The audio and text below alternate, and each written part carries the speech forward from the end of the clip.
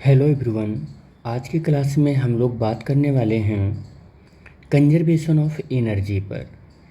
हम लोग जो टॉपिक कर रहे हैं यानी कि जो कंजर्वेशन ऑफ एनर्जी है, ये क्लास 10th आईसीएसई सीबीएसई दोनों के लिए है। और चैप्टर नंबर आईसीएसई में तो चैप्टर नंबर 2 है जिसका नाम है work power and energy.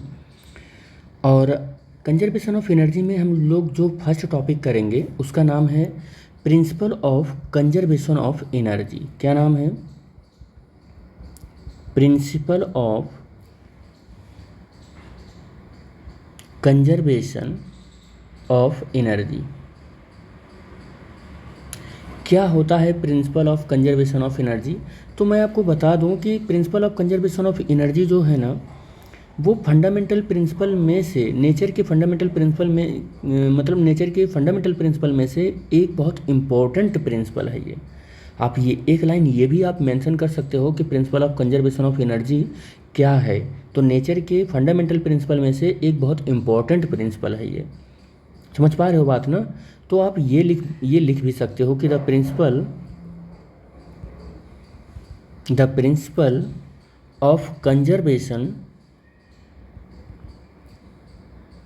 Of energy is one of the fundamental principle of nature, ये आप कह सकते हो। अच्छा, एक चीज़ और बता दूं आपको कि अगर ये नेचर के फंडामेंटल प्रिंसिपल में से बहुत इम्पोर्टेंट प्रिंसिपल है तो आप एक चीज़ और यहाँ मेंशन कर सकते हो कि फिर इसका स्टेटमेंट क्या होगा। स्टेटमेंट भी तो हम लिख सकते हैं, तो स्टेटमेंट इसका क्या होगा? तो स्टेटमेंट लिख लीजिए, यानी कि according to this conservation of energy. तो कंजर्वेशन ऑफ एनर्जी का क्या हो जाएगा? Energy can neither be create, neither be create, ना तो इसको क्रिएट कर सकते हैं, ठीक है, ना तो इसको क्रिएट कर सकते हैं, और nor can it be destroyed, ना तो इसे हम क्रिएट कर सकते हैं और ना ही हम इसे क्या कर सकते हैं, बर्बाद कर सकते हैं। बस कर क्या सकते हैं, it only changes from one form to another, केवल यही कर सकते हैं। ये कंजर्वेशन ऑफ एनर्जी का स्टेटमेंट है कि energy can neither be created nor can be it be destroyed, it can only change from one form to another form, एक फॉर्म से दूसरे फॉर्म में केवल हम चेंज कर सकते हैं। अब ये थोड़ा सा स्टेटमेंट हम लोग समझ लेते हैं कि क्या है। यूनिवर्स में, ब्रह्मांड में हम देखते हैं कि जो कुछ भी एनर्जी हमको मिल रही है, डायरेक्ट उस एनर्जी को उसी फॉर्म में हम लोग कन्वर्ट नहीं कर वो यूज नहीं करते हैं। हमें कभी कभी तो उसी फॉर्म में डायरेक्ट ज़रूरत पड़ जाती है यूज करने की, लेकिन मोस्ट ऑफ द केस में हमें उसका डिफरेंट फॉर्म यूज करना होता है, तो हम उसको चेंज कर लेते हैं। तो एनर्जी का एक फॉर्म से दूसरे फॉर्म में चेंज करके यूज करना भी होता है और एनर्जी का कभी कभी डायरेक्ट फॉर्म में भी यूज करना होता है। लेकिन इन दोनों केसेस में एक बात हमेशा ध्यान रहे कि हम टोटल जितनी एनर्जी सप्लाई होती है, टोटल उतनी एनर्जी हम यूज नहीं कर पाते हैं। कुछ अमाउंट ऑफ एनर्जी हम डिस्ट्रॉय भी कर देते हैं या अदर फॉर्म ऑफ एनर्जी में वो कन्वर्ट होने की वजह से हम उसको यूज नहीं कर पाते हैं, या सेवरल फॉर्म ऑफ एनर्जी में कन्वर्ट होने की वजह से उस फॉर्म ऑफ एनर्जी को हम यूज नहीं कर पाते हैं। तो हमारी ये कहने का मतलब है कि फिर ये मत समझना कि जिस एनर्जी के पार्ट को हम यूज नहीं कर पाए वो एनर्जी डिस्ट्रॉय हो गई। वो डिस्ट्रॉय नहीं हुई, बल्कि वो अदर फॉर्म में चेंज होने की वजह से हम उसको प्रोडक्टिव वर्क के फॉर्म में कन्वर्ट नहीं कर पाए, उस एनर्जी को कन्वर्ट नहीं कर पाए। और जब हम प्रोडक्टिव वर्क के रूप में उस एनर्जी को कन्वर्ट नहीं कर पाए तो वो एनर्जी हमारे लिए वेस्ट हो गई। या हम ये कह सकते हैं कि फिर ऐसे एनर्जी को हम कन्वर्ट ही नहीं कर पाए प्रोडक्टिव वर्क में, तो इसलिए उसको ज़्यादातर लोग बोल देते हैं कि एनर्जी डिस्ट्रॉय हो गई, जबकि हम ये कह रहे हैं कि एनर्जी को आप डिस्ट्रॉय कर ही नहीं सकते हो। बस आप क्या किए कि जो एनर्जी अदर फॉर्म में कन्वर्ट हो गई आप उसको प्रोडक्टिव वर्क में चेंज नहीं कर पाए बस। तो उसको आप ये मत बोलना कि एनर्जी हम डिस्ट्रॉय भी कर सकते हैं, ठीक है। आपको एक चीज़ और बता दें कि हमें डेली लाइफ में वेरियस फॉर्म ऑफ एनर्जी चाहिए, वेरियस फॉर्म ऑफ एनर्जी चाहिए। अब वो वेरियस फॉर्म ऑफ एनर्जी चाहिए तो हम मान लो सन की एनर्जी ही लेते हैं, सन की एनर्जी ही लेते हैं, तो पेड़ पौधों को क्या चाहिए कि उस एनर्जी से लेकर वो फोटोसिंथेसिस करेंगे, फोटोसिंथेसिस करेंगे, फोटोसिंथेसिस करेंगे, उसी एनर्जी को हम लोग लेंगे तो हमारे पास आएगी। तो मान लो हम उसको विजुअल ऑब्जेक्ट के तौर पर, ऑब्जेक्ट विजुअल होते हैं तो उसको देखते हैं, या फिर हमको भी लाइट एनर्जी चाहिए, सन एनर्जी चाहिए अपनी डेली एक्टिविटी को करने के लिए।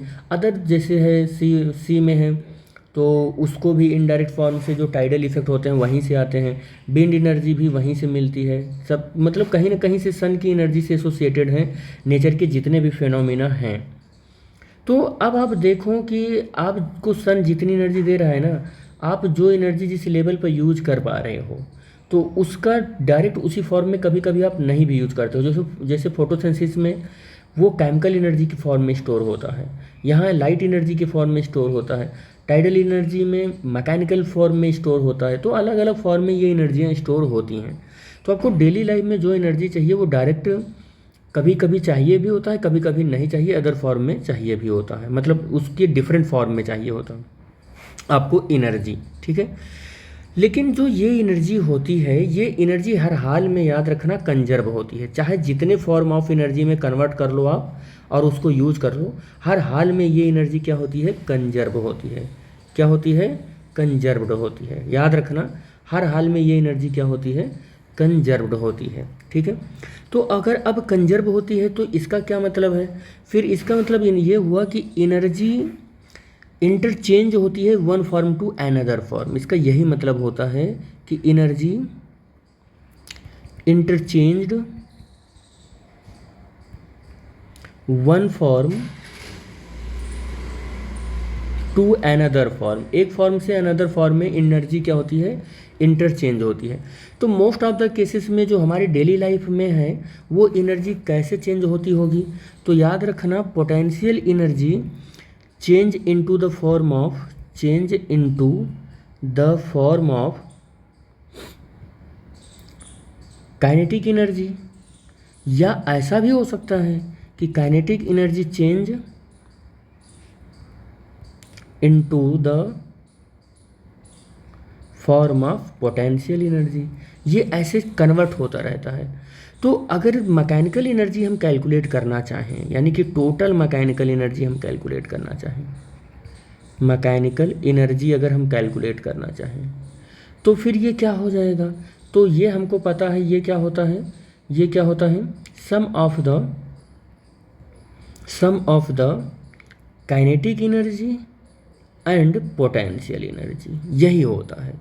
और ये याद रखना ये रिमेंस कांस्टेंट भी होता है, रिमेंस कांस्टेंट होता है। यानी कि टोटल मैकेनिकल एनर्जी को ई से रिप्रेजेंट करें, काइनेटिक एनर्जी को के ई से रिप्रेजेंट करें, पोटेंशियल एनर्जी को पी ई से रिप्रेजेंट करें, तो ये एनर्जी याद रखना कि यानी कि इनका सम हमेशा क्या होता है, कांस्टेंट होता है। और इनका अगर सम कांस्टेंट हुआ तो इसका मतलब टोटल मैकेनिकल एनर्जी कांस्टेंट होता है, ये टोटल मैकेनिकल एनर्जी कांस्टेंट होता है। अब अगर ये कांस्टेंट है काइनेटिक एनर्जी का मतलब है, मैं ये कहना चाह रहा हूँ, काइनेटिक एनर्जी का ये मतलब है कि अगर काइनेटिक एनर्जी के ई, पोटेंशियल एनर्जी पी ई, और काइनेटिक एनर्जी को मोस्ट अप्रोप्रिएट या कह सकते हैं कि सिंबल से डिनोट करें, के, और पोटेंशियल एनर्जी को यू से रिप्रेजेंट करें, और हम ये कहते हैं कि ये कांस्टेंट है, ये कांस्टेंट है।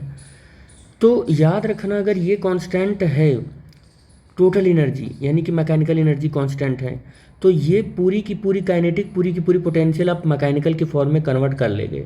और अगर मान लो कन्वर्ट नहीं भी कर पाए total kinetic energy total potential energy को, तो यहाँ पर काइनेटिक पोटेंशियल में जब कन्वर्ट हो रहा होगा या पोटेंशियल काइनेटिक में कन्वर्ट हो रहा होगा तो अदर फॉर्म ऑफ एनर्जी भी जनरेट होगा। तब टोटल जो मैकेनिकल एनर्जी होगी वो काइनेटिक एनर्जी में जितना कम होगा पोटेंशियल में कन्वर्ट होते वक्त, या पोटेंशियल में जितना कम होगा कन्वर्ट होते वक्त, वो भी other form of energy add हो जाएगी, टोटल ऐड हो जाए होकर मैकेनिकल एनर्जी मिलेगा। याद रखना ये, ठीक है। या आप ऐसे कह सकते हैं कि मान लो आपके पास 10 जूल एनर्जी है टोटल। अब आपने इस 10 जूल एनर्जी में क्या किया कि 2 जूल आपने काइनेटिक में बदल लिया, और 2 जूल मान लो या 3 जूल आपने पोटेंशियल में बदल लिया, या मान लो 8 यहाँ पर कितना किया आपने 7 जूल बदल लिया पोटेंशियल में, ये पोटेंशियल में और ये काइनेटिक में। तो यहाँ पर क्या हुआ होगा कि 1 joule other form of energy में कन्वर्ट हो गया होगा। तो टोटल जोड़ोगे तब जाके आपको मिलेगा टोटल मैकेनिकल एनर्जी, सबको जोड़ोगे तब जाके आपको मिलेगा। क्यों ऐसा हो रहा है? क्योंकि अदर फॉर्म ऑफ एनर्जी तो हमेशा कंजर्व होती है, तो अदर फॉर्म ऑफ एनर्जी भी ऐड हो जाएगा। भले ही ये प्रोडक्टिव वर्क नहीं दे पाया, ठीक है, प्रोडक्टिव वर्क यहीं से आपको मिला, लीबल नहीं दे पाया, लेकिन टोटल एनर्जी तो इस तरीके से अब कंजर्व होगी, ठीक है। तो ये जो टोटल एनर्जी, ये हम कह सकते हैं कि जो प्रोडक्टिव वर्क, टोटल एनर्जी नहीं, जो प्रोडक्टिव वर्क में कन्वर्ट नहीं हो पाया, ये प्रोडक्टिव वर्क में कन्वर्ट नहीं हो पाया जो ये एनर्जी, ये कौन से फॉर्म में ये एनर्जी इन्वेस्ट हो सकती है? तो ये एनर्जी बर्बाद हो सकती है in the form of friction में, हीट एनर्जी में, ठीक है, हीट एनर्जी में, फ्रिक्शन के फॉर्म में, रेडिएशन के फॉर्म में, साउंड एनर्जी के फॉर्म में, वाइब्रेशनल एनर्जी के फॉर्म में, अदर फॉर्म ऑफ एनर्जी में ये इन्वेस्ट हो सकता है, जिसको आप प्रोडक्टिव वर्क में हो सकता है कन्वर्ट ना कर पाएँ।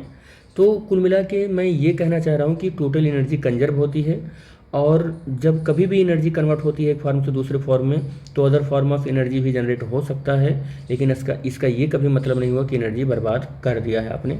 एनर्जी ऑलवेज कंजर्व होती है, ठीक है।